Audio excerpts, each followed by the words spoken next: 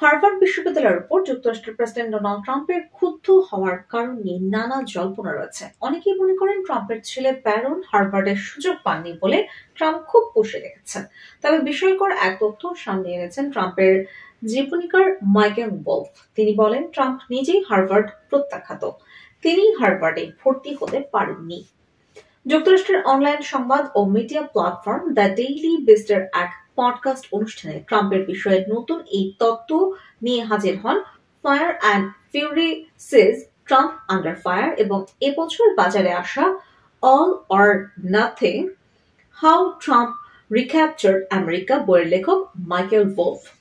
Harvard বিশ্ববিদ্যালয়ের উপর ট্রাম্পের ক্ষোভ নিয়ে সেখানে নতুন তত্ত্ব হাজির করেন মাইকেল ওলফ। গত বৃহস্পতিবার প্রচারিত দ্য ডেইলি বেস্ট পডকাস্টের উপস্থাপক ছিলেন জোয়ানা কোলস। পডকাস্টে হার্ভার্ড সহ বিভিন্ন বিশ্ববিদ্যালয়ের বিরুদ্ধে ট্রাম্পের ক্ষোভ নিয়ে আলোচনা করেন তারা।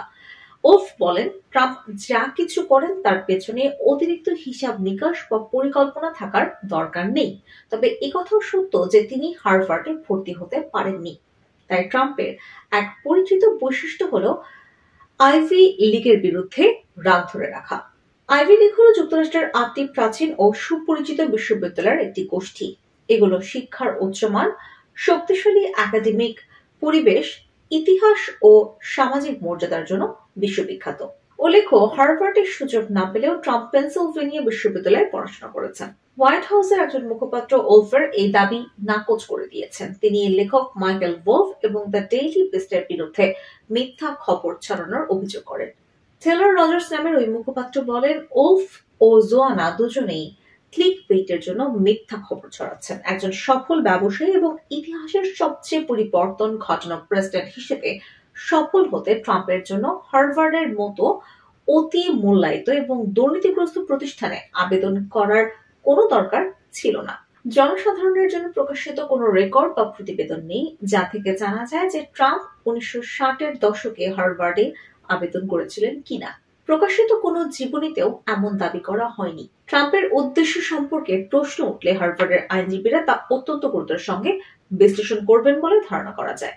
ট্রাম্প প্রশাসন সম্প্রতি হার্ভার্ড বিশ্ববিদ্যালয়ের স্টুডেন্ট অ্যান্ড এক্সচেঞ্জ ভিজিটর প্রোগ্রামের সনদ বাতিল করেছে। এতে বিশ্ববিদ্যালয়টি নতুন বিদেশি ছাত্র ভর্তি করতে পারবে না।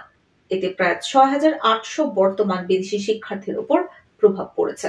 ট্রাম্পের এই সিদ্ধান্তের বিরুদ্ধে হার্ভার্ড একটি মামলা করেছে এবং প্রশাসনের এই পদক্ষেপকে আইন ও বাক স্বাধীনতার অধিকারের স্পষ্ট লঙ্ঘন বলে উল্লেখ করেছে।